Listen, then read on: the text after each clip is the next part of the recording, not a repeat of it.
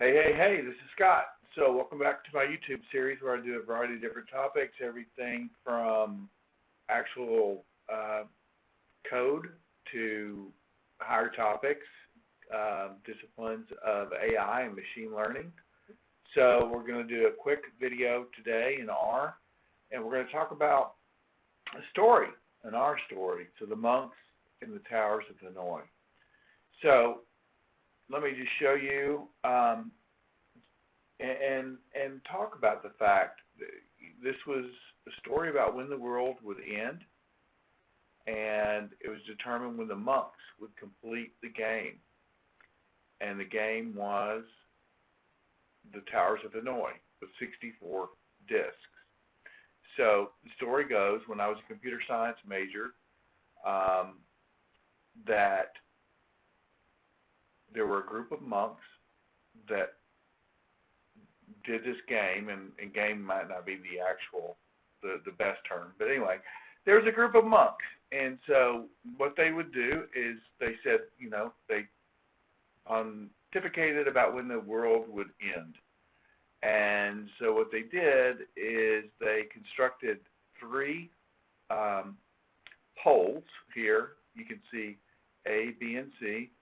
And then they were going to move these discs, right? So this red one disc would move over to B and then to C. And once they moved this entire stack of discs from A to C,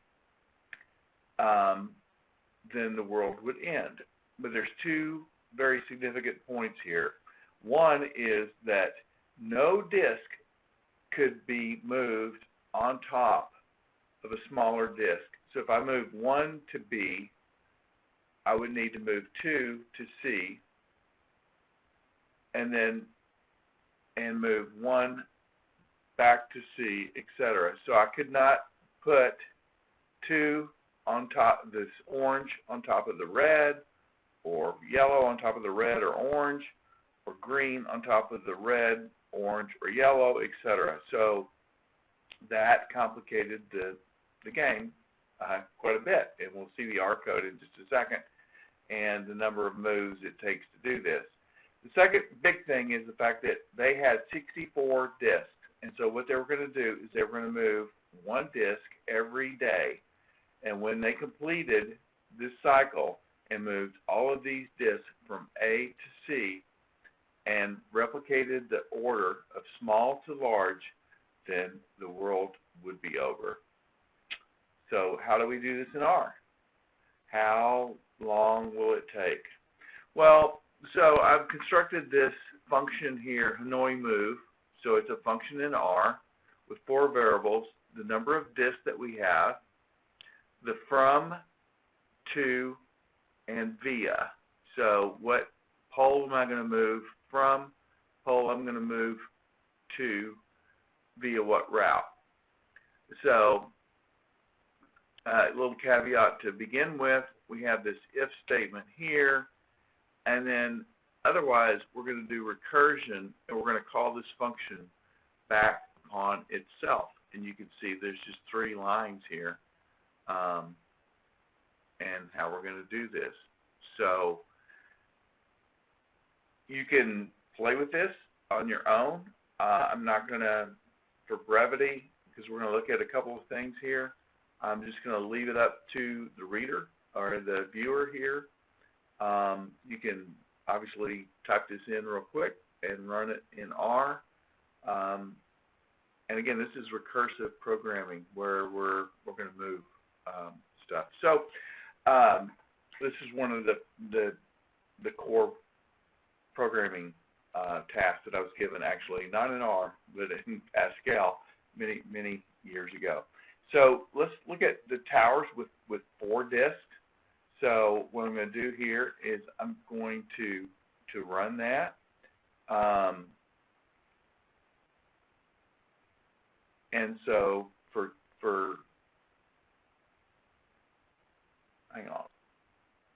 Okay, so you'll know what I just did. I basically ran this without creating the function. So I'm going to just sit on top of this right here, and I must have restarted R, I guess. Anyway, I'm going to hold the control key down, hit enter, and then that will create the function. This is just a comment, and then the move, right? So we can see here are the moves that were created for 4 disks. So you move disks from 1 to 3, 1 to 2, 3 to 2, 1 to 3, etc. And if you look at the number of moves it takes for 16 or for 4 disks is basically 16. What about 8? So you're going to see where we're going here, right? So we're looking at a mathematical problem, and there are a lot. So with 8 disks, it takes 256 moves, right?